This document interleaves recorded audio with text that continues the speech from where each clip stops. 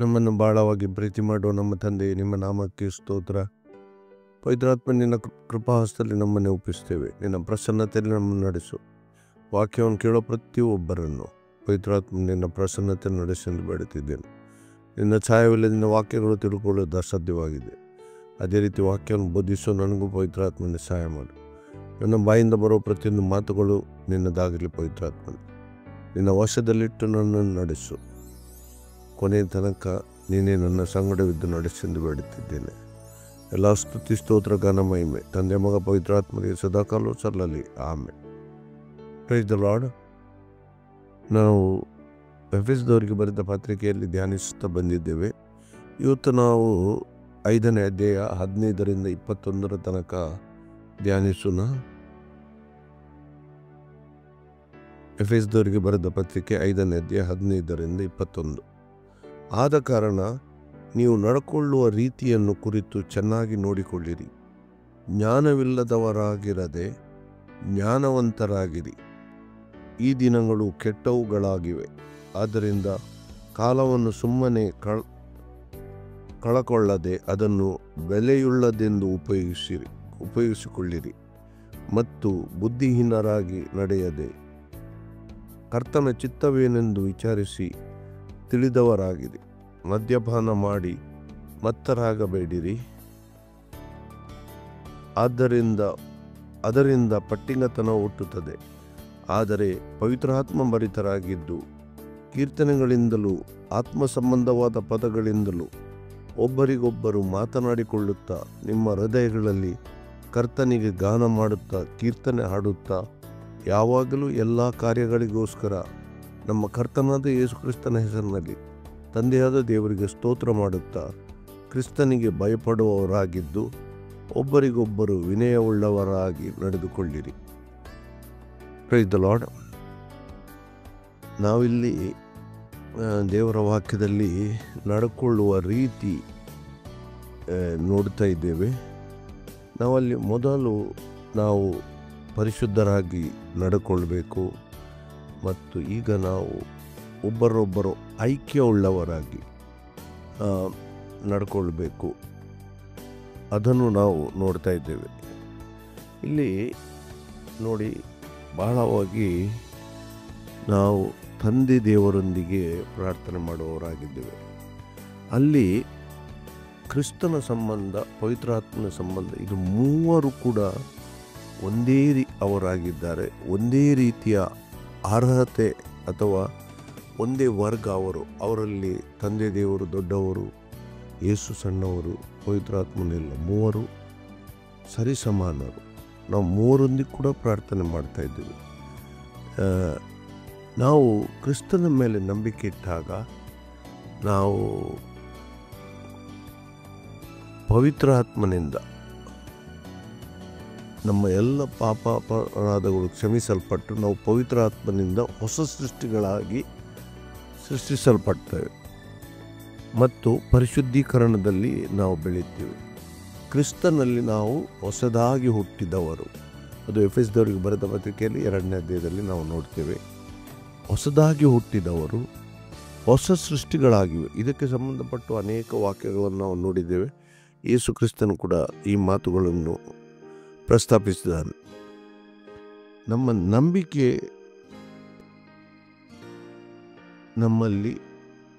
ನಮ್ಮನ್ನು ನಾವು ನಂಬಿಕೆ ಇಟ್ಟಾಗ ನಾವು ಕ್ರಿಸ್ತನಲ್ಲಿ ಹೊಸ ಸೃಷ್ಟಿಗಳಾಗಿದ್ದೇವೆ ಮತ್ತು ಪವಿತ್ರಾತ್ಮನಿಂದ ತುಂಬಿಸಲ್ಪಟ್ಟು ನಾವು ನಡೀತಾ ಇದ್ದೇವೆ.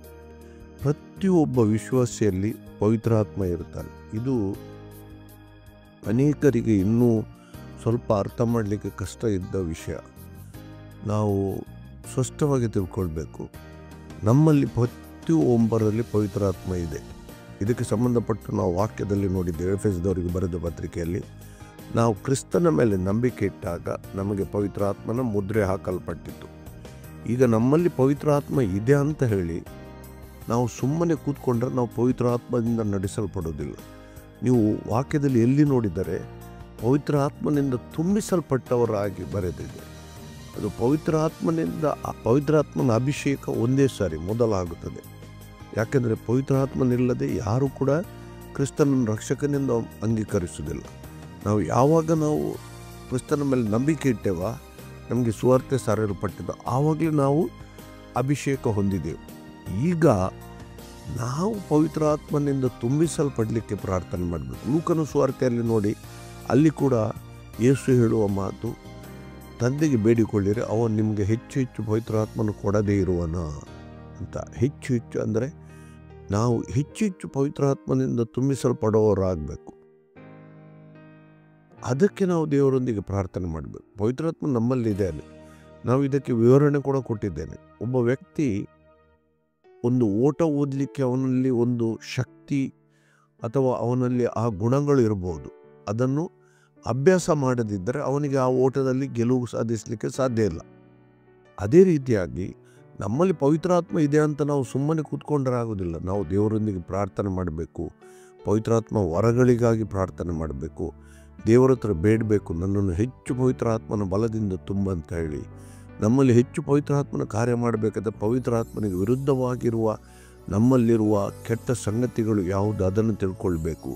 ನಾವು ಪವಿತ್ರಾತ್ಮನಿಗೆ ಒಳಪಡಬೇಕು. ಇಲ್ಲದರೆ ಶರೀರದಾಸೆಗಳು ಇದನ್ನು ನಾವು ಜಜ್ಜಬೇಕು.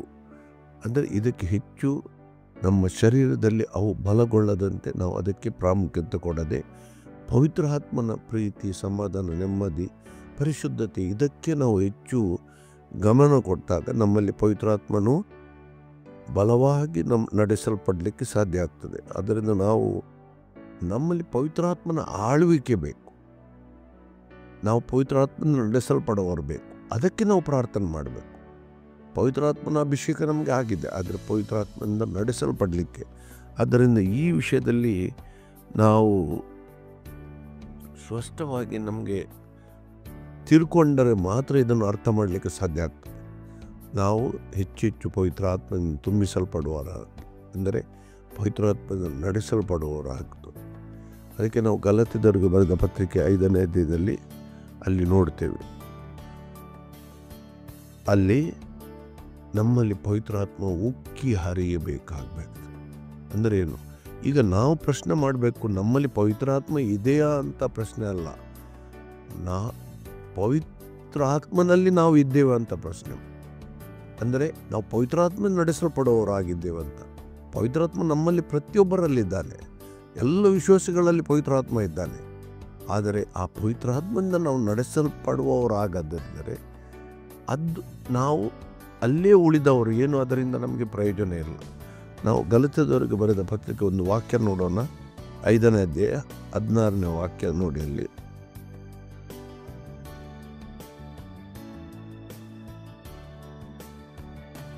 ನಾನು ಹೇಳುವುದೇನೆಂದರೆ, ಪವಿತ್ರಾತ್ಮನನ್ನು ಅನುಸರಿಸಿ ನಡೆದುಕೊಳ್ಳಿರಿ, ಆಗ ನೀವು ಶರೀರ ಭಾವದ ಅಭಿಲಾಷೆಗಳನ್ನು ಎಷ್ಟು ಮಾತ್ರಕ್ಕೂ ನೆರವೇರಿಸುವುದಿಲ್ಲ. ಪವಿತ್ರಾತ್ಮನನ್ನು ಅನುಸರಿಸಿ ಪವಿತ್ರಾತ್ಮನಿಂದ ನಡೆಸಲ್ಪಡುವವರಾಗಿರಿ, ಆಗ ಶರೀರದಾಸೆಗಳು ಹೆಚ್ಚು ಮಾತಕ್ಕೂ ನಡೆಸಲ್ಪಡುವುದಿಲ್ಲ. ನೋಡಿ, ಅಲ್ಲಿ ಮುಂದಕ್ಕೆ ನೀವು 21ನೇ ವಾಕ್ಯಲ್ಲಿ ನೋಡಿದಾಗ ಇನ್ನೂ ಸ್ಪಷ್ಟವಾಗಿರ್ತದೆ. ಇಂಥ ಕಾರ್ಯಗಳನ್ನು ನಡೆಸುವವರು ದೇವರ ರಾಜ್ಯಕ್ಕೆ ಬಾಧ್ಯರಾಗುವುದಿಲ್ಲವೆಂದು ನಾನು ಹಿಂದೆ ಹೇಳಿದಂತೆ ಈಗಲೂ ಎಚ್ಚರಿಸುತ್ತೇನೆ. ದೇವರ ಆತ್ಮನಿಂದ ಉಂಟಾಗುವ ಫಲ ನೋಡಿ, ಅಲ್ಲಿ ಪವಿತ್ರಾತ್ಮನ ಫಲಗಳು ಏನು? ಪ್ರೀತಿ, ಸಮಾಧಾನ, ಸಂತೋಷ, ದೀರ್ಘಶಾಂತಿ, ದಯೆ. ಇದನ್ನು ನಾವು ನಮ್ಮ ಜೀವಿತದಲ್ಲಿ ದೇವರೊಂದಿಗೆ ಬೇಡಿಕೊಂಡು ನಾವು ಹೊಂದಬೇಕು. ಆಗ ಹೆಚ್ಚು ಹೆಚ್ಚು ನಾವು ಪವಿತ್ರಾತ್ಮನಿಂದ ನಡೆಸಿಕೊಳ್ಳುವವರಾಗ್ತೇವೆ. ನಮ್ಮಲ್ಲಿ ಪರಿಶುದ್ಧತೆ ಹೆಚ್ಚಾಗ್ತದೆ. ನಾವು ಸಾಮರಸ್ಯದಿಂದ ನೋಡಿ, ಮೊದಲು ನಾವು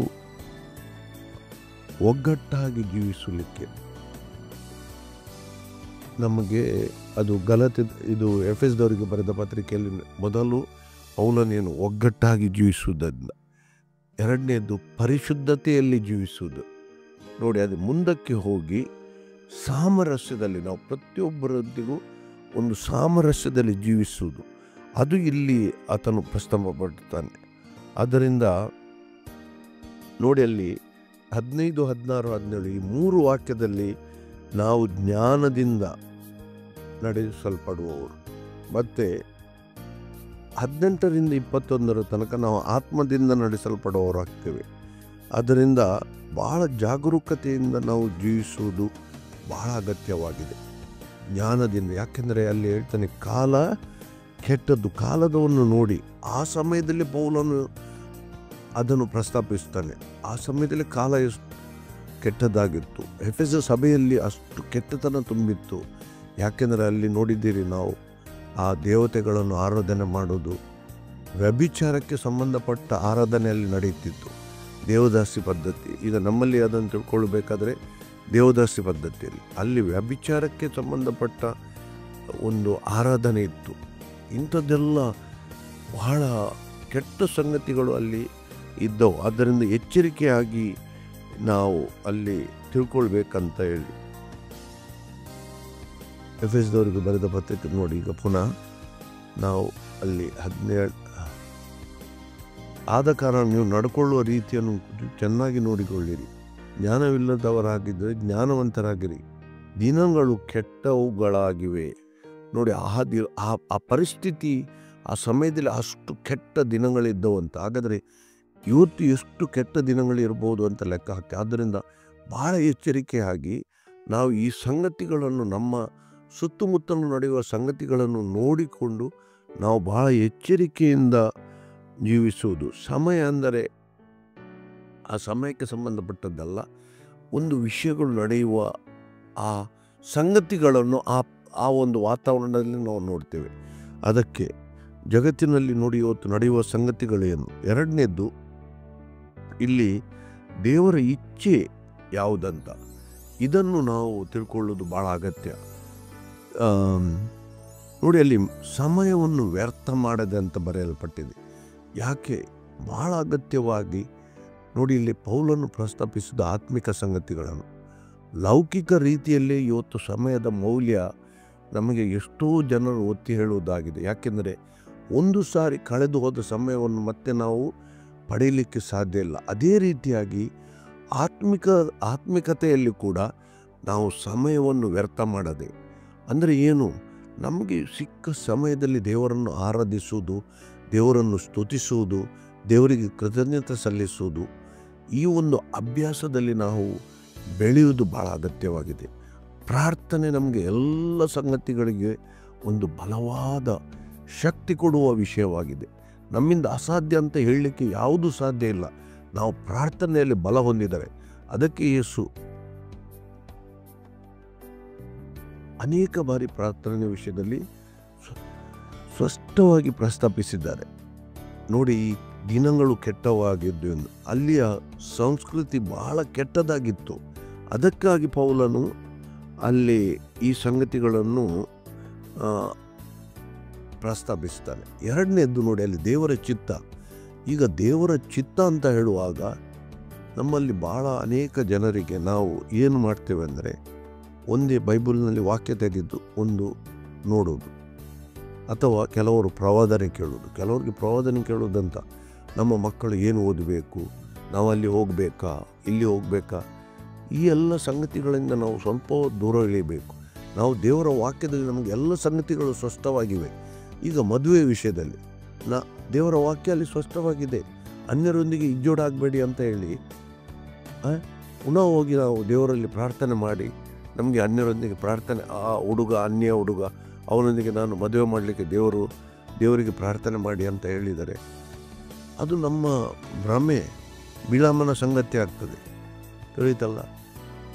ಬಿಳಾಮನಿಗೆ ದೇವರು ಒಂದು ಸಲ ಹೇಳಿದ್ರು ಹೋಗಬೇಡ ಅಂತೇಳಿ, ಪುನಃ ಕೇಳಲಿಕ್ಕೆ ಹೋದ, ದೇವರು ಹೋಗಂತ ಹೇಳಿದರು. ಆದ್ದರಿಂದ ಅವನಿಗೆ ಜ್ಞಾನ ಇತ್ತು, ಸ್ಪಷ್ಟವಾಗಿ ಗೊತ್ತಿತ್ತು ಇಸ್ರಾಯೇಲನ್ನು ದೇವರು ಶಪಿಸಲಿಕ್ಕೆ ಬಿಡುವುದಿಲ್ಲ ಅಂತ ಹೇಳಿ. ಒಂದು ಸಲ ಕೇಳಿದ, ಹಣದಾಸೆಯಲ್ಲಿ ಪುನಃ ಕೇಳಲಿಕ್ಕೆ ಹೋದ, ದೇವರು ಹೋಗು ಅಂತ ಹೇಳಿದ್ದು. ನೋಡಿ, ಅವನ ನಾಶವನ್ನು ಅವನೇ ಸಿಕ್ಕಿಸಿಕೊಂಡಾಗೆ ಆಯಿತು. ಆದ್ದರಿಂದ ಭಾಳ ಎಚ್ಚರಿಕೆ ಆಗಿರಬೇಕು. ವಾಕ್ಯಗಳು ದೇವರ ವಾಕ್ಯದಲ್ಲಿ ಎಲ್ಲ ಮಾತುಗಳು ನಮಗೆ ದೇವರು ಮಾತಾಡುವ ಮಾತುಗಳು ಆಗುವುದಿಲ್ಲ. ಆ ಪರಿಸ್ಥಿತಿಗೆ ಅನುಗುಣವಾಗಿ ನಾವು ಯಾವುದೇ ಕಾರ್ಯ ಮಾಡುವಾಗ ನಮಗೆ ದೇವರು ಜ್ಞಾನ ಕೊಟ್ಟಿದ್ದಾರೆ.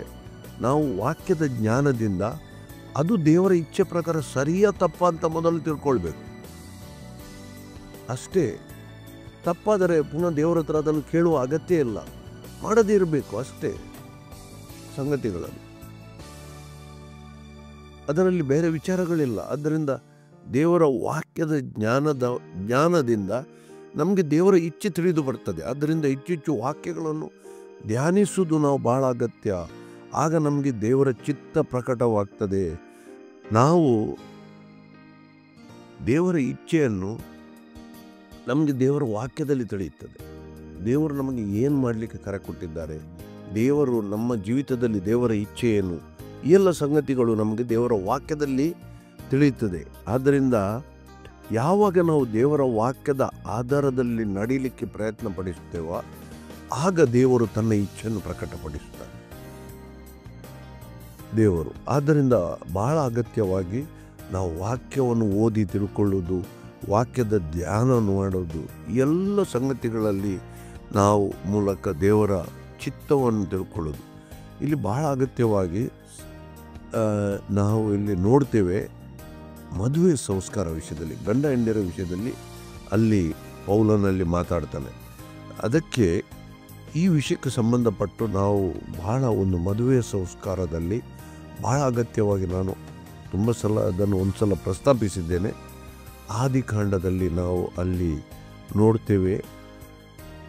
ಆದಿಕಾಂಡ 2ನೇ ಅಧ್ಯಾಯದಲ್ಲಿ ದೇವರು ಮನುಷ್ಯನನ್ನು ಸೃಷ್ಟಿ ಮಾಡುವಾಗ ಮನುಷ್ಯನು ಆದಾಮನನ್ನು ಸೃಷ್ಟಿ ಮಾಡ ಆದಾಮನು ಅವಳು ನನಗೆ ಬೇಕು, ನನಗೆ ಒಬ್ಬಳು ಜೊತೆಗಾರಿ ಬೇಕಂತ ಆದಾಮನು ಕೇಳಿದ್ದಲ್ಲ.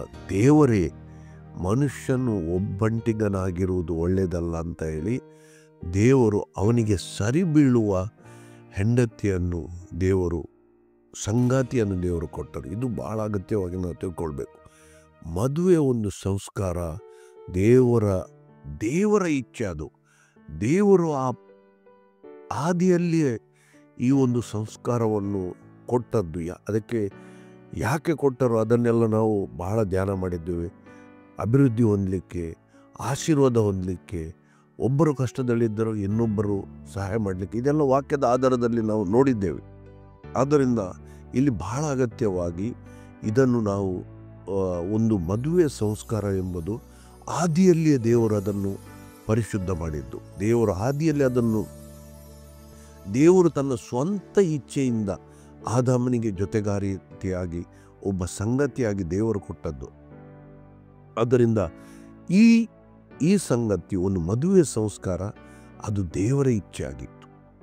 ಬಹಳ ಅಗತ್ಯವಾಗಿ ನಾವು ಪ್ರತಿಯೊಬ್ಬರು ತಿಳ್ಕೊಳ್ಬೇಕು. ಅದನ್ನು ತಿಳ್ಕೊಂಡಾಗಲೇ ನಮಗೆ ಆ ಒಂದು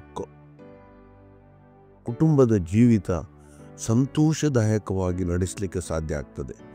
ಬಹಳ ಅಗತ್ಯವಾಗಿ ನಾವು ತಿಳ್ಕೊಳ್ಬೇಕಾದ ಸಂಗತಿ ಇದಾಗಿದೆ.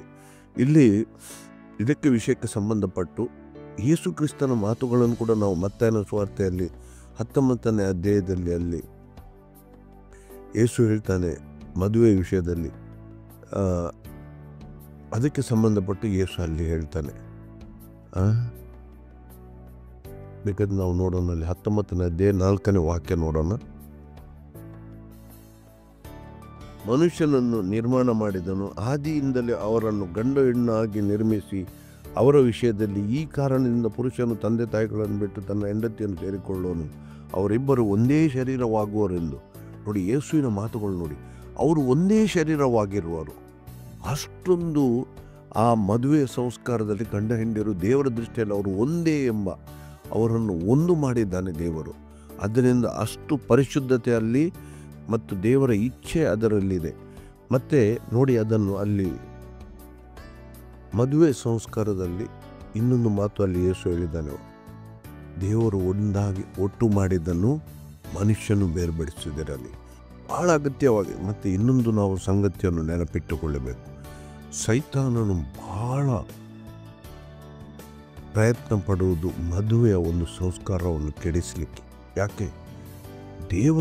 ದೇವರ ಒಟ್ಟಿಗೆ ಮಾಡಿದ್ದನ್ನು ಸೈತಾನನು ಯಾವತ್ತೂ ಕೂಡ ಅದನ್ನು. ಆದ್ದರಿಂದ ಪ್ರಾರ್ಥನೆಯಲ್ಲಿ ನಾವು ಒಬ್ಬರನ್ನೊಬ್ಬರು ಪ್ರೀತಿಯಿಂದ ಜೀವಿಸಿ ಅದನ್ನು ಕಾಪಾಡಿಕೊಳ್ಳುವ ಅಗತ್ಯತೆ ನಮ್ಮಲ್ಲಿ ಭಾಳ ಆಗದೆ.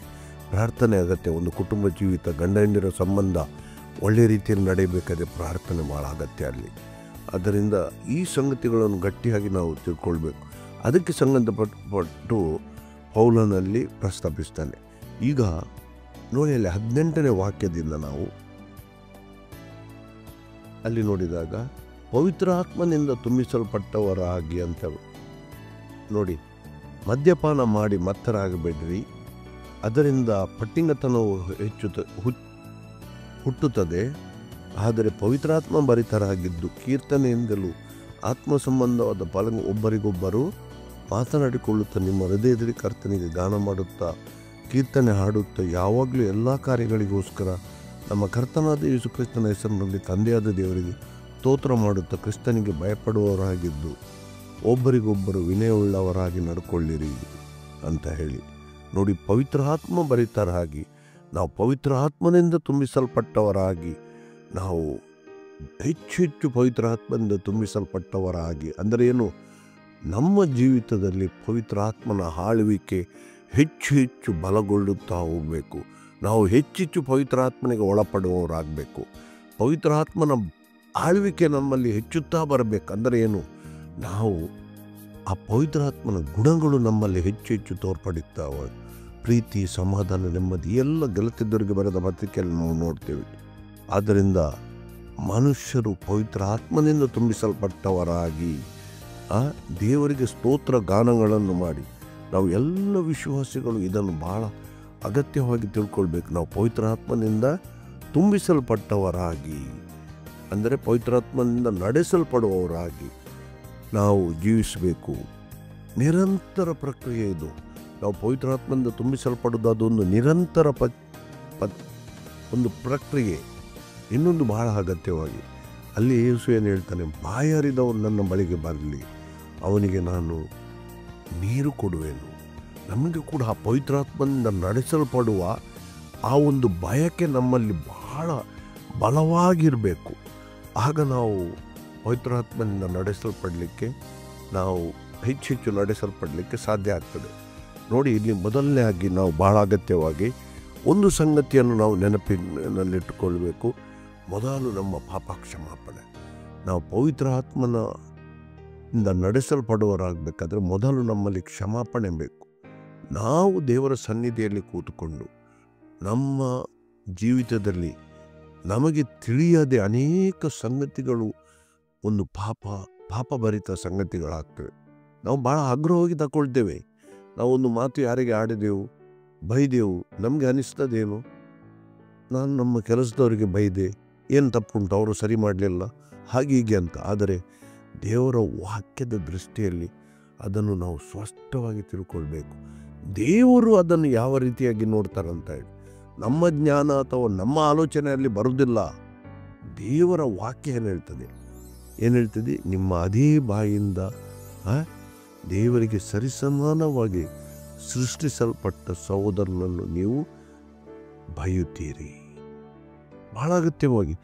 ಆದ್ದರಿಂದ ನಮ್ಮಲ್ಲಿ ಇಂಥ ಬೈ ಮಾತುಗಳು, ಕೆಟ್ಟ ಮಾತುಗಳು ಯಾರ ವಿಷಯದಲ್ಲಿ ಬರಕೂಡದು. ಯಾಕೆ, ಅವರು ಕೂಡ ದೇವರಿಗೆ ಸರಿಸಮಾನವಾದ ದೇವರು ಅವರನ್ನು ಕೂಡ ತನ್ನ ಸಾರೂಪ್ಯದಲ್ಲಿ ಸೃಷ್ಟಿ ಮಾಡಿದ್ದಾನೆ.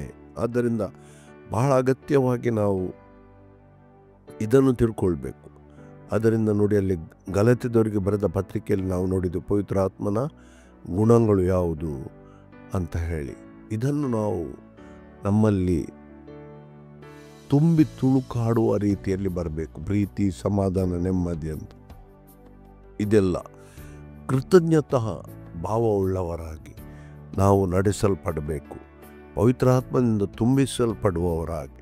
ನೋಡಿ, ಈಗ ಪವಿತ್ರಾತ್ಮನಿಂದ ತುಂಬಿಸಲ್ಪಟ್ಟವರಂತ ಹೇಳಿದರೆ ನೋಡಿ, ಇಲ್ಲಿ ಎಫೆಸದವರಿಗೆ ಬರೆದ ಪತ್ರಿಕೆಯಲ್ಲಿ ಪೌಲನು ನೀವು ಪವಿತ್ರಾತ್ಮನಿಂದ ತುಂಬಿಸಲ್ಪಡುವವರಾಗಿ ಅಂತ ಹೇಳಿ, ಅದೇ ಇನ್ನೊಂದು ಕೊಲೋಸದವರಿಗೆ ಬರೆದ ಪತ್ರಿಕೆಯಲ್ಲಿ ನೀವು ವಾಕ್ಯದಿಂದ ತುಂಬಿದವರಾಗಿ ಅಂತ ಹೇಳಿ.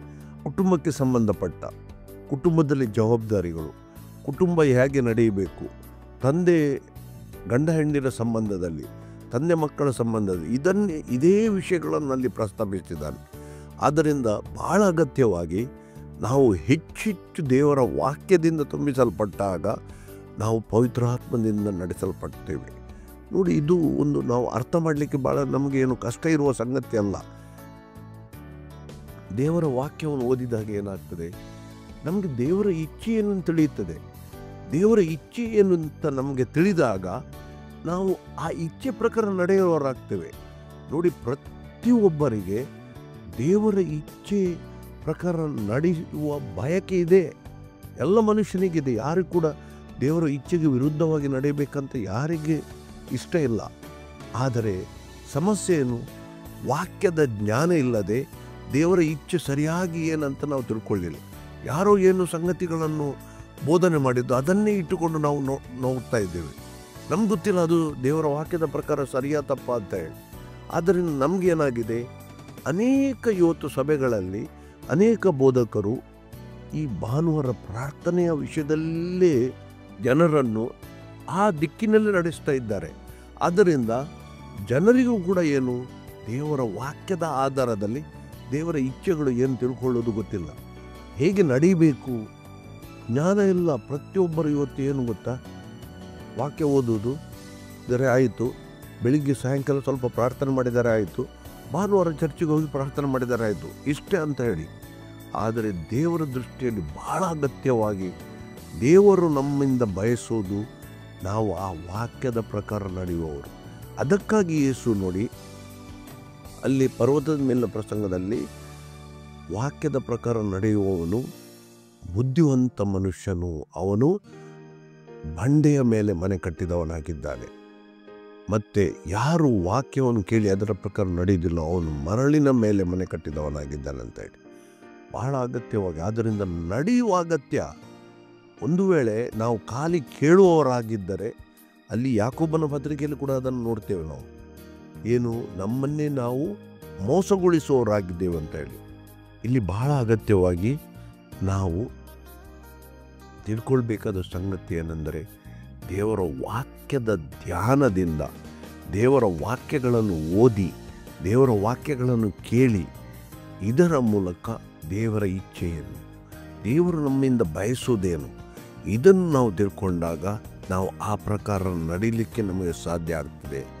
ಮತ್ತು ಅದನ್ನು ಪೌಲನು ಇಲ್ಲಿ ಪ್ರಸ್ತಾಪಿಸುತ್ತಾರೆ. ಆದ್ದರಿಂದ ನೀವು ಪವಿತ್ರಾತ್ಮ ಭರಿತರಾಗಿ ಪವಿತ್ರಾತ್ಮನಿಂದ ತುಂಬಿಸಲ್ಪಡ್ರಿ ಅಂತ ಹೇಳಿ, ಪವಿತ್ರಾತ್ಮನ ತುಂಬಿಸಲ್ಪಡೋರೇನು ಪವಿತ್ರಾತ್ಮನಿಂದ ನಡೆಸಲ್ಪಡೋರಾಗ್ತೇವೆ. ದೇವರ ಭಯ ನಮ್ಮಲ್ಲಿ ಇರಬೇಕು. ಅದನ್ನು ನಾವು ನೋಡ್ತೇವೆ. ದೇವರ ಭಯವೇ ಜ್ಞಾನದ ಮೂಲ. ನಮಗೆ ದೇವರ ಭಯ, ನಾವು ಪಾಪ ಮಾಡಬಾರದು, ಈ ರೀತಿ ಮಾಡಬಾರ್ದು, ಆ ತಪ್ಪುಗಳನ್ನು ಮಾಡಬಾರ್ದೆಂಬ ಭಯ ನಮ್ಮಲ್ಲಿದ್ದರೆ ನಮ್ಮಲ್ಲಿ ದೇವರ ವಾಕ್ಯದ ಜ್ಞಾನದ ಮೂಲಕ ನಾವು ಬೆಳೀಲಿಕ್ಕೆ ಸಾಧ್ಯ ಆಗ್ತದೆ. ಮತ್ತು ದೇವರ ವಾಕ್ಯದಲ್ಲಿ ನಾವು ಬಲವಾಗಿ ಇರಲಿಕ್ಕೆ ಸಾಧ್ಯ ಆಗ್ತದೆ. ಅದರ ಮೂಲಕ ದೇವರ ಇಚ್ಛೆಯನ್ನು ತಿಳ್ಕೊಂಡು ದೇವರ ಇಚ್ಛೆಯ ಪ್ರಕಾರ ನಡೆಯಲಿಕ್ಕೆ ನಮಗೆ ಸಾಧ್ಯ ಆಗ್ತದೆ. ಮತ್ತು ಆ ಮೂಲಕ ನಾವು ಪವಿತ್ರಾತ್ಮನಿಂದ ಹೆಚ್ಚು ಹೆಚ್ಚು ನಡೆಸಲ್ಪಡುವವರಾಗಿ ದೇವರಿಗೆ ಮೆಚ್ಚುಗೆ ಆಗುವ ಒಂದು ಜೀವಿತವನ್ನು ಜೀವಿಸಲಿಕ್ಕೆ ಸಾಧ್ಯ ಆಗ್ತದೆ. ಇದು ಬಹಳ ಅಗತ್ಯವಾಗಿ ಒಂದು ಕುಟುಂಬ ಜೀವಿತದಲ್ಲಿ ನಾವು ಪ್ರತಿಯೊಬ್ಬರು ತಿಳ್ಕೊಳ್ಬೇಕಾದ ಸಂಗತಿ. ಪವಿತ್ರ ಆತ್ಮನಿಂದ ತುಂಬಿಸಲ್ಪಡುವವರಾಗಬೇಕು ನಾವು. ಆಗ ನಮ್ಮ ಕುಟುಂಬ ಜೀವಿತದಲ್ಲಿ ನಮ್ಮ ಗಂಡ ಹೆಂಡಿರ ಮಧ್ಯದ ಸಂಬಂಧ, ಕುಟುಂಬದ ಸಂಬಂಧ ಗಟ್ಟಿಯಾಗಿ ಬಲ ಉರಲಿಕ್ಕೆ ಸಾಧ್ಯ ಆಗ್ತದೆ. ಇಲ್ಲಿ ಬಹಳ ಅಗತ್ಯವಾಗಿ ನಾವು ಪ್ರತಿಯೊಬ್ಬರು ತಿಳ್ಕೊಳ್ಬೇಕು, ನಾವು ಪವಿತ್ರ ಆತ್ಮನಿಂದ ತುಂಬಿಸಲ್ಪಡುವವರು, ಅಂದರೆ ಪವಿತ್ರ ಆತ್ಮನಿಂದ ನಡೆಸಲ್ಪಡುವವರಾಗ್ತೇವೆ. ಮತ್ತು ಇದಕ್ಕೆ ಸರಿ ಬೀಳುವ ಕ್ರಿಯೆ ಅಂದರೆ ದೇವರ ವಾಕ್ಯದಿಂದ ತುಂಬಿಸಲ್ಪಟ್ಟವರು. ಅದರಿಂದ ನಾವು ಸ್ಪಷ್ಟವಾಗಿ ತಿಳ್ಕೊಳ್ಳೋಣ. ಈ ವಾಕ್ಯಗಳಲ್ಲಿ ನಾವು ಇಲ್ಲಿ ನೋಡಿ, ಮೊದಲ ಹಂತದಲ್ಲಿ ನಾವು ಒಗ್ಗಟ್ಟಾಗಿ ಜೀವಿಸುವ, ಅದನ್ನು ನಾವು ಎಫೆಸದವರಿಗೆ ಬರೆದ ಪತ್ರಿಕೆಯಲ್ಲಿ ನೋಡಿದೆವು. ಎರಡನೇದ್ದು ಪರಿಶುದ್ಧತೆಯಲ್ಲಿ ಜೀವಿಸುವುದು ನೋಡಿದೆವು. ಈಗ ಇಲ್ಲಿ ಮೂರನೇದಾಗಿ ನಾವು ಸಹೋದರತ್ವ ಅಥವಾ ಪ್ರೀತಿಯಲ್ಲಿ ಅಥವಾ ಸಹಬಾಳ್ವೆಯಲ್ಲಿ ಜೀವಿಸುವ ವಿಷಯದಲ್ಲಿ, ಅದು ಕುಟುಂಬದ ಜೀವಿತ. ಇಲ್ಲಿ ಬಹಳ ಮುಖ್ಯವಾಗಿ ಪೌಲನು ಇಲ್ಲಿ ಪ್ರಸ್ತಾಪಿಸುವುದು ಕುಟುಂಬದ ಗಂಡ ಹೆಂಡಿರ ಸಂಬಂಧ, ಮಕ್ಕಳ ಸಂಬಂಧ. ಅದು ಮುಂದಕ್ಕೆ ನಾವು ನೋಡೋಣ. ಆದರೆ ಇಲ್ಲಿ ಬಹಳವಾಗಿ ನಾವು ತಿಳ್ಕೊಳ್ಬೇಕು, ಮದುವೆ ಒಂದು ಸಂಸ್ಕಾರ, ದೇವರು ದೃಷ್ಟಿಯಲ್ಲಿ ಅದು ಬಹಳ ಅಮೂಲ್ಯ ಮತ್ತು ಪರಿಶುದ್ಧವಾದದ್ದು. ಆದ್ದರಿಂದ ಇಲ್ಲಿ ನಾವು ಈ ಬಹಳ ಎಚ್ಚರಿಕೆಯಿಂದ ದೇವರ ವಾಕ್ಯದ ಮೂಲಕ ದೇವರ ಇಚ್ಛೆಯನ್ನು ತಿಳ್ಕೊಂಡು ಆ ಪ್ರಕಾರ ಪವಿತ್ರ ಆತ್ಮನಿಂದ ನಡೆಸಲ್ಪಡುವವರಾಗಿ, ಪವಿತ್ರ ಆತ್ಮನಿಂದ ತುಂಬಿಸಲ್ಪಡುವವರಾಗಿ ನಾವು ಹೆಚ್ಚೆಚ್ಚು ಪವಿತ್ರ ಆತ್ಮನಿಂದ ನಡೆಸಲ್ಪಡುವ ಆಸೆ ಆಕಾಂಕ್ಷೆಯನ್ನು ಹೊಂದಿದವರಾಗಿ ಆ ನಿಟ್ಟಿನಲ್ಲಿ ನಮ್ಮ ಪ್ರಾರ್ಥನೆಗಳು ಮತ್ತು ವಾಕ್ಯದ ಧ್ಯಾನ ಇದ್ದಾಗ ನಾವು ಪವಿತ್ರಾತ್ಮನಿಂದ ನಡೆಸಲ್ಪಡುವವರಾಗ್ತೇವೆ ಮತ್ತು ಆ ಮೂಲಕ ನಮ್ಮ ಕುಟುಂಬ ಜೀವಿತ, ಗಂಡ ಹೆಂಡರ ಸಂಬಂಧ, ಕುಟುಂಬದ ಸಂಬಂಧ ಗಟ್ಟಿಯಾಗಿ ಇರಲು ಸಾಧ್ಯ ಇದೆ ಮತ್ತು ಅದರ ಮೂಲಕ ನಾವು ಒಬ್ಬರನ್ನೊಬ್ಬರು ಸಹಬಾಳ್ವೆಯಲ್ಲಿ ಜೀವಿಸಿ ದೇವರಿಗೆ ಮಹಿಮೆ ಉಂಟಾಗುವ ರೀತಿಯಲ್ಲಿ ಜೀವಿಸಲಿಕ್ಕೆ ಸಾಧ್ಯ ಆಗ್ತದೆ. ದೇವರು ಈ ವಾಕ್ಯಗಳ ಮೂಲಕ ನಮ್ಮನ್ನು ಕರೆ ಕೊಡುವ ದೇವರಾಗಿದ್ದಾರೆ. ಪವಿತ್ರ ಆತ್ಮ ಭರಿತರಾಗಿ ನಾವು ಸಹಬಾಳ್ವೆಯಲ್ಲಿ ಜೀವಿಸಲು ದೇವರು ನಮಗೆ ಕರೆ ಕೊಡುವ ದೇವರಾಗಿದ್ದಾರೆ.